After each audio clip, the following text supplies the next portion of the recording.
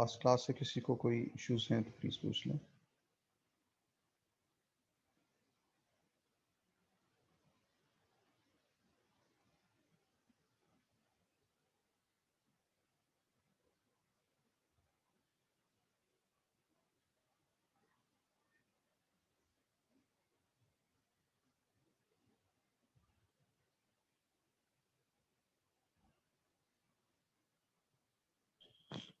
Sir kindly आज exam के हवाले से थोड़ा सा बता दीजिएगा, मतलब पेपर पैटर्न वगैरह और सिलेबस वगैरह सर। जी जी, इंशाल्लाह ये चीज़ें डिस्कस करनी है आज हमने। ओके।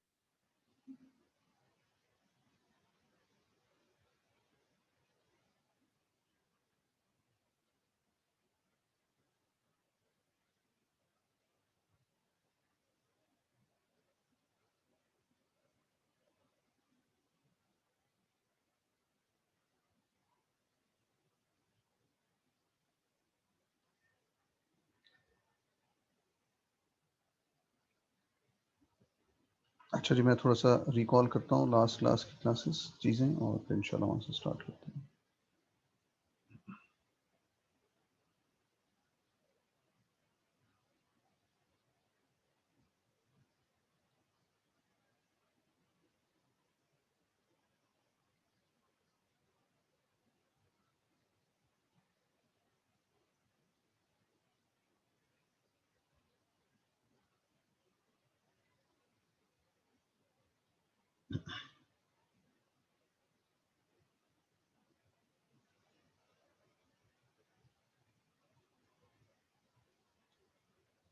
अच्छा जी, वाइट बोर्ड विजिबल है ना सबको? नहीं मिल रहा है। लो आप शेयर।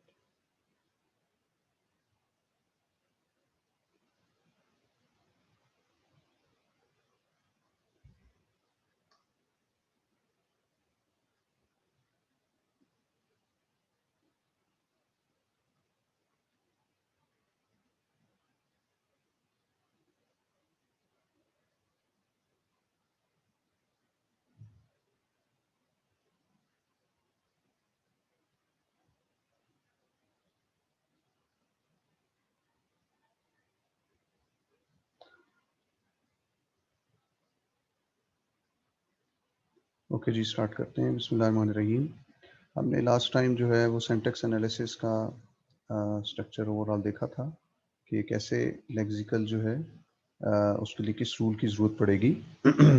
हमने कहा था कि आरईज जो हैं वो सूटेबल नहीं है इसके लिए। उसकी रीज़न ये है कि रेगुलर एक्सप्रेशन में लूप होते हैं जो सेंटेंस के स्ट्रक्चर को सपोर्ट नहीं करते, क्योंकि सेंटेंस में स्ट्रक्चर को with in the sentence change करने की ज़रूरत पड़ती है। ठीक है, तो इसलिए CFGs की तरफ हम आए थे और फिर हमने इसकी प्रोसेसिंग देखी थी कि कैसे CFG जो है वो कंस्ट्रक्ट की जा सकती है किसी भी रिक्वायरमेंट से। पहले हमने रेगुलर एक्सप्रेशन से देखा था कि अगर फॉलो और तो रेगुलर एक्सप्रेशन और CFG का दोनों सेम होते हैं। इंस्टेड ऑफ लूप्स आपके पास रिकर्जन होती है CFG के अंदर। तो हमने इसको डिस्कस किया था कि अगर हमारे पास रेगुलर एक्सप्रेशन गिवन हो तो उसका हम किस तरह से CFG कंस्ट्रक्ट कर सकते हैं। ठीक है, तो यानी रिक्वायरमेंट अगर हमारे पास रेगुलर एक्सप्रेशन हो तो इक्विवेलेंटली CFG कैसे कन्वर्ट की जा सकती है। फिर ये चेक करना कि कोई सेंटेंस या कोई सीक्वेंस जो है वो एज पर CFG है या नहीं है। हम क्या करते हैं, उसके लिए दो तरीके हमने देखे थे। एक तो मैथमेटिकली प्रोड्यूस करके देखा जा सकता है उसको, और इसके अलावा हम उसका पार्स ट्री बना सकते हैं जिसको हम सिंटैक्स ट्री भी कह लेते हैं। ठीक है, क्योंकि सिंटैक्स एनालिसिस का दूसरा नाम क्या है? पार्सर है। ठीक है, क्या करते हैं, उस सेंटेंस का स्टार्ट करते हैं फ्रॉम द CFG और फिर उस CFG से हम क्या करते हैं, मैच करते हैं उस पर्टिकुलर सेंटेंस को CFG के साथ मैच करते हैं। जैसा ये CFG है हमारे पास इस केस में, तो हम उसका ट्री बनाते हैं। कैसे कि सेंटेक्स की डेफिनेशन को देखते हैं और उसके अकॉर्डिंगली उसका ट्री बनाते चले जाते हैं। तो मैच करते जाते हैं सेंटेंस के साथ, और अगर लीफ नोड्स के ऊपर सिर्फ और सिर्फ पूरा सीक्वेंस या सेंटेंस आ जाए तो इसका मतलब है कि sentence is according to CFG। ठीक है, लेफ्ट से राइट की तरफ जाते हैं। तो अगर जो लीफ नोड्स हैं उसके ऊपर सिर्फ और सिर्फ सीक्वेंस ऑफ सेंटेंस आ जाए और इसके अलावा कोई और चीज़ ना आए, तो फिर क्या होता है, सेंटेंसेस अकॉर्डिंग टू CFG हो जाता है। तो यहाँ तक हमने बात की थी, इसको बात को थोड़ा सा आज आगे बढ़ाते हैं। आज की क्लास में दो चीज़ें हमने डिस्कस करनी है, एक तो कुछ एग्जांपल्स करनी है इसी की पैरामीटर्स की, ठीक है, कि CFG और कैसे देखा जाए CFG को, मैच कैसे किया जाए सीक्वेंस को, और उसके बाद फिर हम इंशाल्लाह पेपर पैटर्न और कोर्स के टॉपिक्स पर डिस्कस करेंगे डिटेल से, ठीक है। अच्छा, मैं इसको अलहदा से आपको सेंड कर दूंगा, मेरा ख्याल है आज के लिए अलहदा पेज रख लेते हैं ताकि दोनों लेक्चर्स अलहदा अलहदा आपके पास आ जाए। इनको मैं सेंड कर दूंगा आपको ग्रुप में इंशाल्लाह।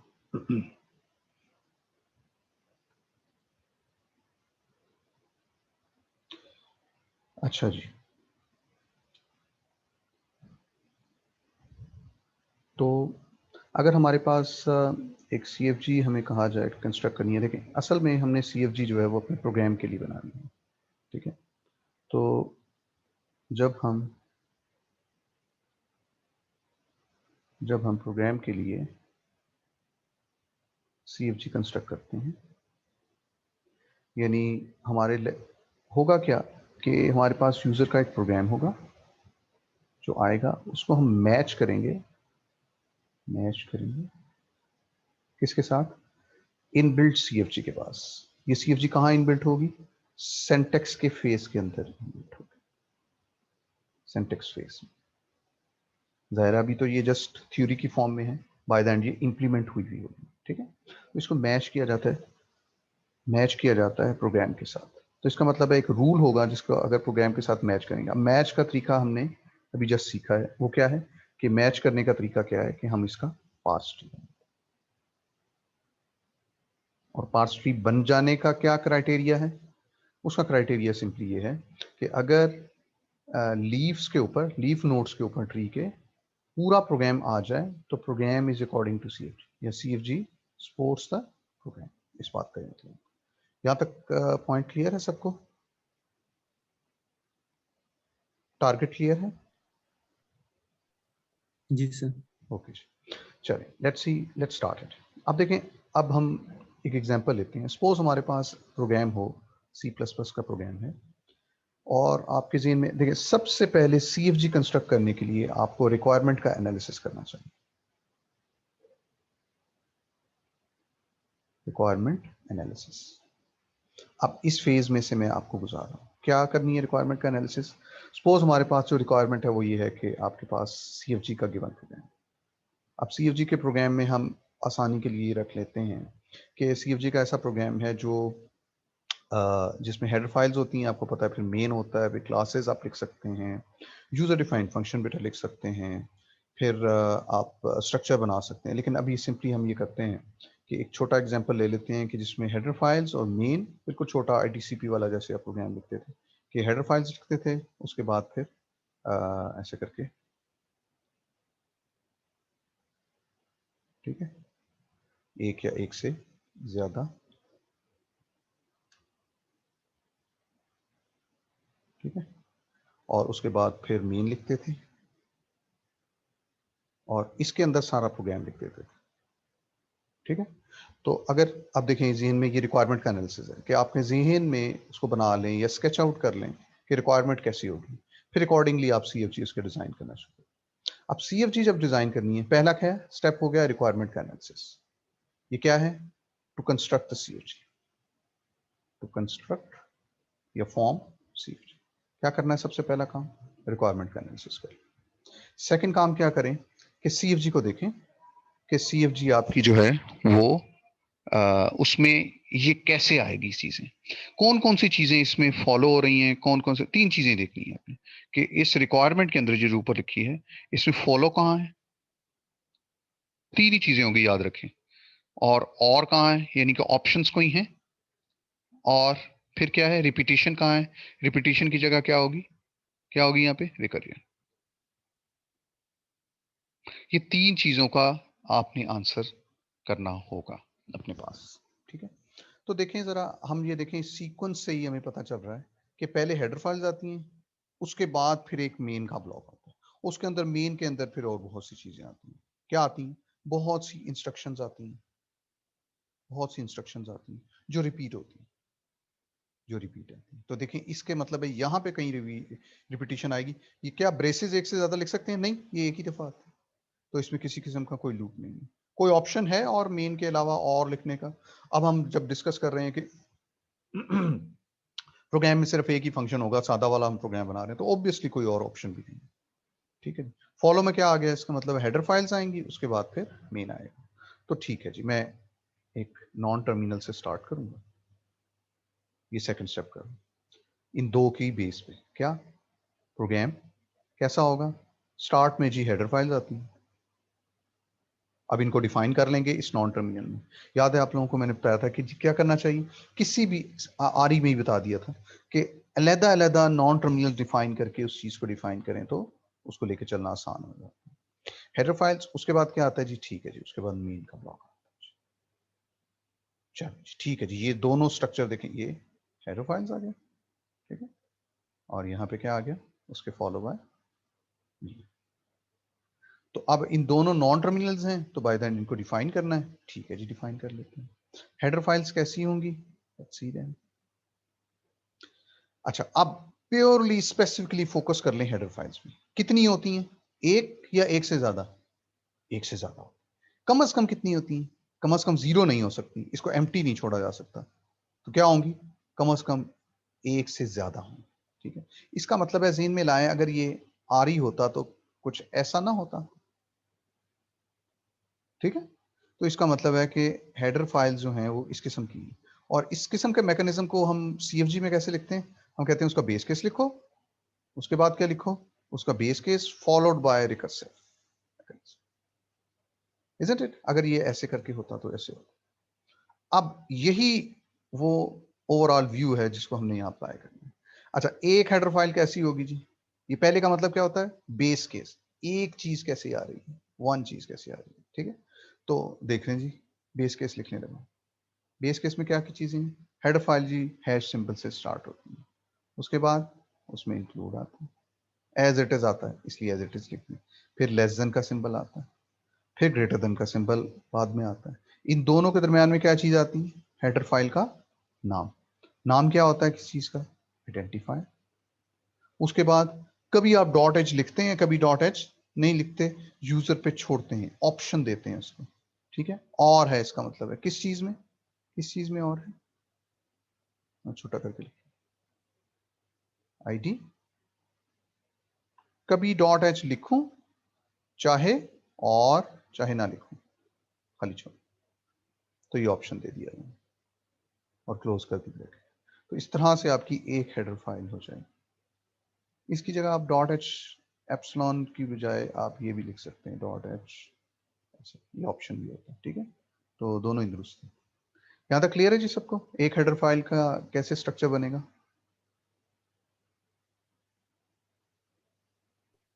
ठीक है, अच्छा, अब ये देखें, ये बेस केस बन गया, देखें इससे मैच कर लें जरा बेस केस में।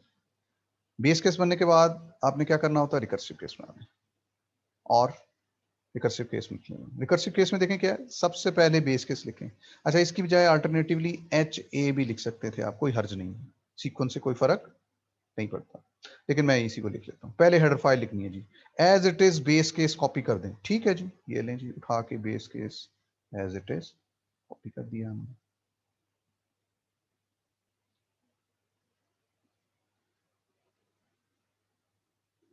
राइट, उसके बाद क्या करना है?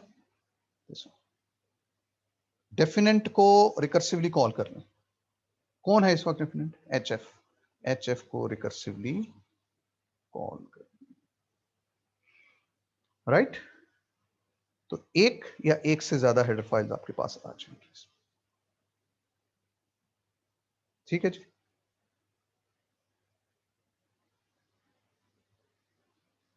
क्लियर है? Yes sir. ओके, अच्छा, अब इसमें एक पॉइंट नोट कर लें कि एक हेडर फाइल लिखी है एक लाइन के ऊपर, दूसरी हेडर फाइल जो है ये देखें सीक्वेंस में एक ही लाइन के ऊपर आती चली जा रही है। अब आपको अगर मैं यहाँ पे जस्ट, मैं करूँगा नहीं, जस्ट आप पे छोड़ रहा हूँ कि अगर एक, जिस तरह आप लिखते हैं एक से ज़्यादा लाइंस के ऊपर इसको अलाउ करते हैं, तो फिर कैसे करेंगे इसको अलाउ? बस ये यहाँ पे ये करेंगे, यहाँ पे नेक्स्ट लाइन के ऑपरेटर को ऐसे करके कर दें कि एक या एक से ज़्यादा दफ़ा नेक्स्ट लाइन का ऑपरेटर आ सकता है। तो आप उसके लिए, क्योंकि आपको हमेशा ये चीज़ चाहिए होगी, तो नेक्स्ट लाइन का एक आप नेक्स्ट लाइन का एक फंक्शन सा बना लें, CFG अलहदा से बना लें, जिसको हमेशा जहां पे आप नेक्स्ट लाइन अलाउ करना चाहें वहां पे NL या नेक्स्ट लाइन के ऑपरेटर को कॉल कर लें। वो क्या होगा, मैं उसकी RE लिखता हूं, CFG आप लोग लिखिएगा। ये नेक्स्ट लाइन का ऑपरेटर हो गया, इसको प्लस कर दें, ठीक है। इसकी CFG अब आप बना लेंगे, तो जहां भी कॉल करना हो वहां पे नेक्स्ट लाइन उसको कॉल कर दें, ठीक है। जहां ना करना चाहें वहां छोड़ दीजिए, ठीक है। क्लियर है ये पॉइंट सबको? एग्जैक्टली ऐसे ही किया जाता है जी लैंग्वेज के अंदर। ये वो तरीका है जिससे वो नल, नेक्स्ट लाइन और वाइट लाइन जो हैं वो अलाउ की जाती हैं, ठीक है, स्किप की जाती हैं, सही है। अच्छा, अब आप देखें कि ये आपकी एक CFG बन रही है हेडर फाइल की। अब हमने क्या करना होता था, याद जो प्रीवियस क्लास में हमने किया था कि सेंटेंस को मैच करते हैं, जो हमने ऊपर भी लिखा हुआ है, किसके साथ? CFG के साथ। और मैच करने का तरीकाकार क्या है कि हम उसका ट्री बनाते हैं, ठीक है। मैथमेटिकल वो भी कर सकते हैं डेरिवेशन, लेकिन हमने ट्री का मेथड चूज किया हुआ है। तो कैसे बनाएंगे ट्री, थोड़ा सा इसको जूम आउट कर रहा हूँ, इजीली मैं इसको बना सकता।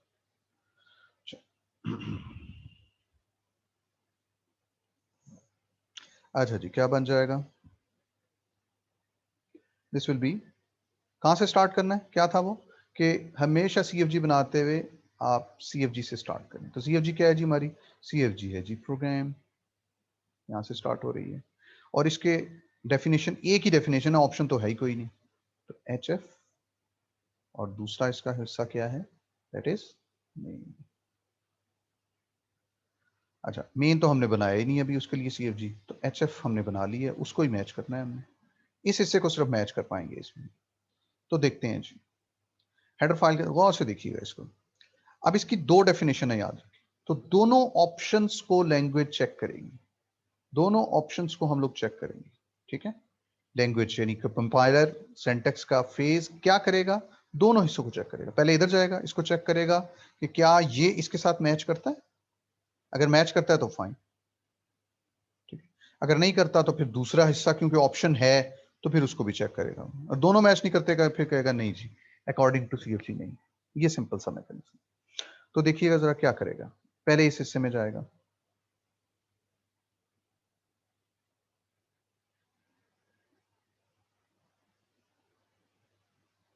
मैं दोनों हेडर फाइल्स को, चलो ऐसे है सिंबल, देखिए पहला डेफिनेशन लिख रहा हूं, याद रखें ये सेंटेंस नहीं लिख रहा बल्कि ये डेफिनेशन लिख रहा। पहली नोट, दूसरा, एक एक वर्ड एक एक चाइल्ड नोट पे आता जाएगा, इंक्लूड, ग्रेटर देन, उसके बाद अगला क्या है, ID अगला वर्ड है, दैट विल कम हियर, ठीक है जी।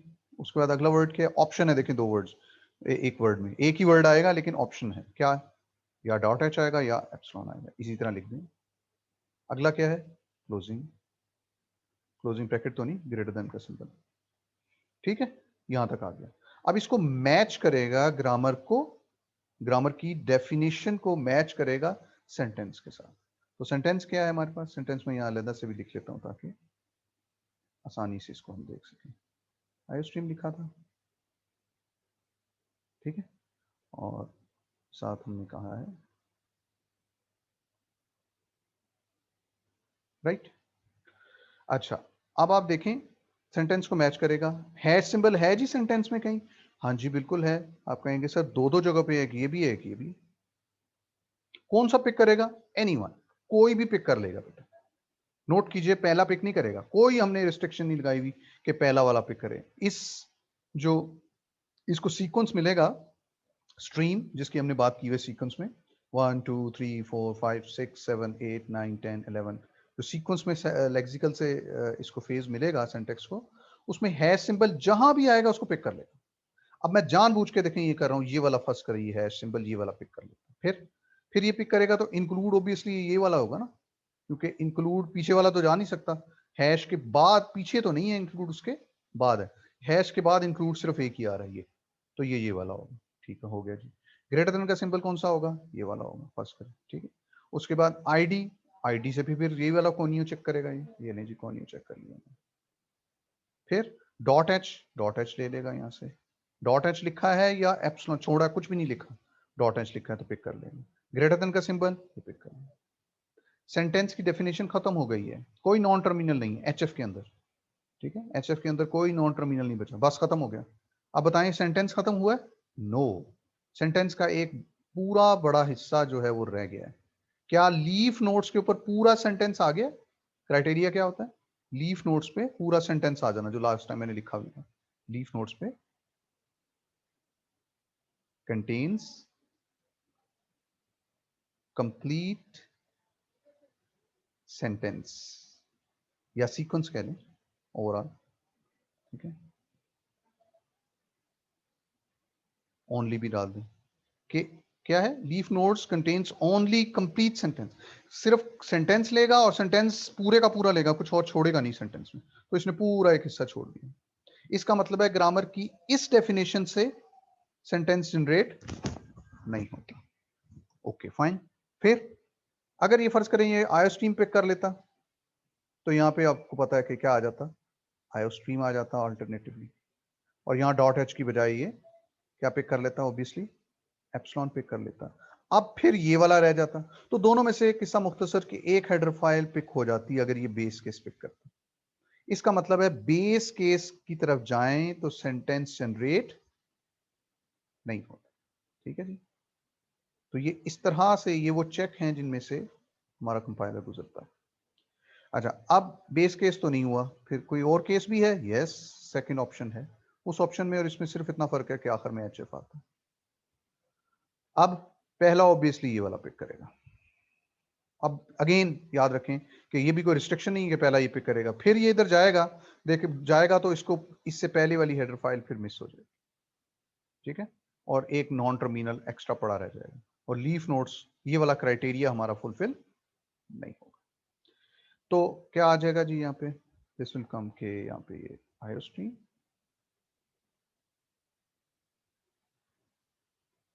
यहाँ से ये एप्सिलॉन पिक कर लेगा। अब इस हेडर फाइल से दोबारा पिक करेगा इन दोनों ऑप्शंस में से कोई एक, फिर ये इधर भी जा सकता है, लेकिन दो हेडर फाइल्स हैं तो एक ही हेडर फाइल रह गई है, तो नजर आ रहा है कि इसको बेस केस की तरफ जाना चाहिए। Include greater than ID dot H और एप्सिलॉन और क्या क्लोजिंग ब्रैकेट। ठीक है, चलें जी, अब रह गई ये एक हेडर फाइल, उसको इससे जनरेट कर देंगे, यानी यहाँ क्या आ जाएगा, कॉन्यो, और यहाँ से क्योंकि हेडर फाइल के साथ डॉट एच आ रहा है तो डॉट एच आ जाए। लीफ नोड जरा मार्क करें जी, ये लीफ नोड हो गई 2 3 4, ये भी लीफ नोड है 5 6 7 8 9 10 11 और ये। तो यहाँ पे ये देखें पूरा सीक्वेंस इन 12 नोड्स के ऊपर पूरा सेंटेंस सीक्वेंस में आपके पास आ चुका है। क्लियर? और लीफ नोड्स के ऊपर सेंटेंस के अलावा और कोई चीज नहीं है। क्या क्या हो सकता है वैसे?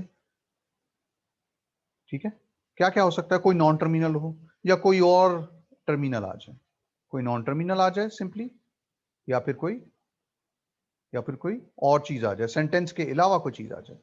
वो कहां से हो सकता है? ग्रामर में हो सकता है कोई चीज डिमांड की हुई हो जो सेंटेंस में एग्जिस्ट ही ना करती हो। ठीक है, ये हो सकता है।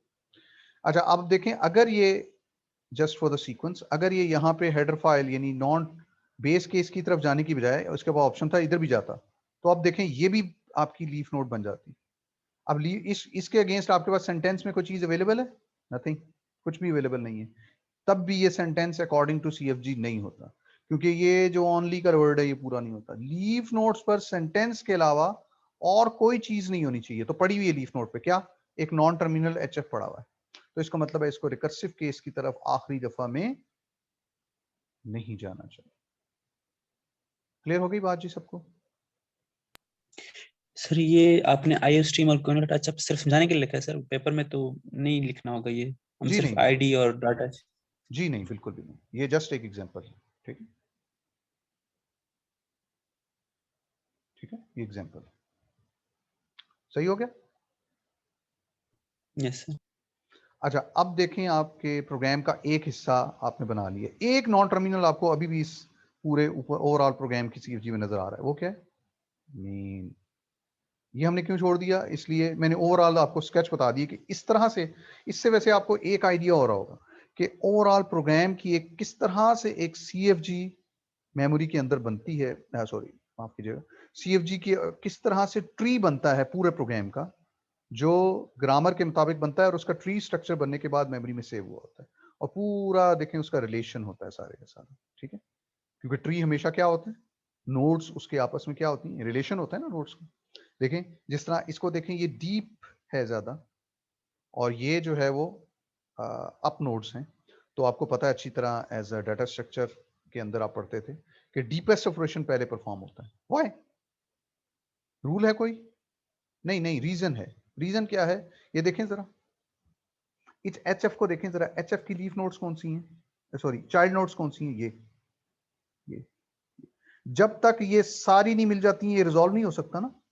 ये पहली मिल गई, दूसरी भी मिल गई, तीसरी भी मिल गई, चौथी यहां से आ गई, पांचवी यहां से आ गई, छठी यहां से आ गई। एच एफ जब तक नहीं आएगा उस वक्त तक ये रिजॉल्व हो जाएगा? एच एफ नहीं, ये रिजॉल्व नहीं हो सकता, बैठा रहेगा, इंतजार करता रहेगा, डिपेंडेंट है। देखें ऐसा ही नहीं है कुछ कि मैथ के अंदर जैसे आप लिखें कि a equal to suppose 5 plus 6c। अब जब तक c की वैल्यू आपको ना पता हो उस वक्त तक ये रिजॉल्व हो सकता है? नहीं हो सकता। तो इसका मतलब है कि ये डिपेंडेंट है सारे का सारा सी के ऊपर, ए इज डिपेंडेंट अपॉन सी। तो सबसे पहले कौन रिजॉल्व होगा? सी, अगर सी इटसेल्फ जो है कुछ चेंज वेरिएबल है। ठीक है, या इस तरह कर लें, म्यूचुअल डिपेंडेंसी ना रखें। ठीक है, तो और फिर बी पे डिपेंड होगा and so on so. C resolve होगा तो फिर क्या होगा, फिर ए रिजॉल्व होगा। इसी तरह एच एफ जब तक रिजॉल्व नहीं होता, ये वाली, ये जो डीपेस्ट ऑपरेशन है वो रिजॉल्व नहीं होता, उस वक्त तक ये रिजॉल्व नहीं हो सकता, कंप्लीट नहीं हो सकता। इसका मतलब है पहले कौन सी नोड मेमोरी में बनेगी? आपके पास कोनियो की हेडर फाइल पहले बनेगी और आईओ स्ट्रीम की हेडर फाइल बाद में बनेगी, जो डीपेस्ट ऑपरेशन पहले परफॉर्म होगा। ठीक है, डिपेंडेंसी की वजह से, ट्री की डिपेंडेंसी ही इस तरह से होती है कि वो इसको इस रूल को लेके आ जाती है आपके सामने। ये बात क्लियर है ना सबको? Yes sir. ठीक। अच्छा, इसी तरह मेन की एक सीएफजी बनाते हैं, मेन के हिस्से की जो नॉन टर्मिनल में रह गया था। मेन की सीएफजी क्या बनेगी? देखिए, रिक्वायरमेंट का एनालिसिस जो ऊपर मैंने लिखा था पहले, सबसे पहले रिक्वायरमेंट का एनालिसिस करें, फिर उसके लिहाज से देखिए क्या होती है मेन। स्टार्ट में आप कुछ ऐसे करके लिखते हैं, वॉइड मेन, ठीक है जी, ब्लॉक, ब्रेस, और यहाँ पे क्या आता है उसका, उसकी इंस्ट्रक्शंस आती हैं, उसका ब्लॉक आता है, एक ब्लॉक होता है और उसमें डिफरेंट इंस्ट्रक्शंस होती हैं। तो ये इस तरह से आपके पास एक स्ट्रक्चर बनता है। तो सीक्वेंस में या सीएफजी बनाते हुए यही सीक्वेंस आप इंडल्ज कर दें। स्टार्ट में आके लिखते हैं वॉइड, लिखते हैं, आप टाइप लिखते हैं, एक्चुअली वॉइड लिखना हमेशा जरूरी नहीं होता, तो आप लिखते हैं यहाँ पे कि जी ये टाइप है।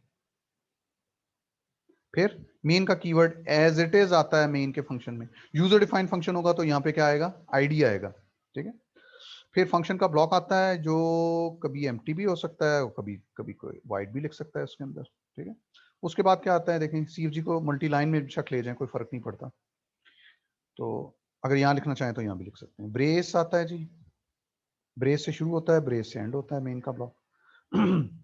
और इसके अंदर क्या चीज आती है, इसके अंदर ब्लॉक आता है जी। अब ये आपने सीएफजी ओवरऑल बना दी है मेन की। अब मेन की सीएफजी में कोई नॉन टर्मिनल आया तो उसको डिफाइन कर दें। कौन कौन से हैं, एक टाइप आया, एक ब्लॉक आया। टाइप तो हमें पता है वो क्या होंगे, इंटीजर और फ्लोट और कैरेक्टर, ये सारे के सारे लिखते हैं। ब्लॉक को डिफाइन कर लेते, ब्लॉक क्या आ जाएगा, दैट वुड बी, अच्छा ब्लॉक में क्या क्या चीजें होती हैं, इसका एनालिसिस, जूम इन करें उस चीज को पर्टिकुलर और उसका एनालिसिस करें कि ये ब्लॉक क्या चीज है। हमें पता है इस ब्लॉक के अंदर इंस्ट्रक्शंस लिख सकते हैं। अब इंस्ट्रक्शन कौन सी होती हैं? अब इंस्ट्रक्शन होती है हमारी कि जिस तरह हम कर लें जी, डिक्लेरेशन कर लें, ठीक है जी, और इनिशियलाइजेशन कर लें, लूप लगा लें, ठीक है, फॉर कर लें, इफ एल्स कर लें, कोई एक्सप्रेशन लिख लें, ये सारी के साथ जो कुछ लिखा जा सकता है, एक किसी फंक्शन को कॉल कर लें मेन के अंदर, ठीक है जी, ये सारी चीजें क्या हैं? इंस्ट्रक्शन है हमारी। एक एक इंस्ट्रक्शन आ सकती है। कितनी इंस्ट्रक्शन लिखी जा सकती है ओवरऑल देखें? एक या एक से ज्यादा, कम से कम एक। इस ब्लॉक को कभी मेन को एम्प्टी नहीं छोड़ा जा सकता। इसका मतलब है बिल्कुल उसी तरह देखें कि ब्लॉक एक ऐसी चीज है, अगर उसके अंदर जो इंस्ट्रक्शंस आ रही हैं, अगर मैं इसका आरई की फॉर्म में लिखूं तो आप इसको इस तरह लिखेंगे कि सर इंस्ट्रक्शंस जितनी भी होंगी वो कम से कम एक आ सकती है। अब क्या होंगी इंस्ट्रक्शन, वो तो हम देख लेंगे जी क्या क्या, लेकिन इस तरह का आरई बनेगा इसका। लेकिन हमने आरई नहीं बनाना, सीएफजी बनाना, तो हमें पता है कि आरई से सीएफजी हम कैसे बना लेते हैं। कैसे इसका बना दें जी, क्या बनेगा? बेस केस बनाएं इसका, दैट वुड बी इंस्ट्रक्शन, इसका बेस केस होगा। और रिकर्सिव केस क्या हो जाएगा? Instruction followed by block. ठीक है जी, क्लियर है सबको यहां तक?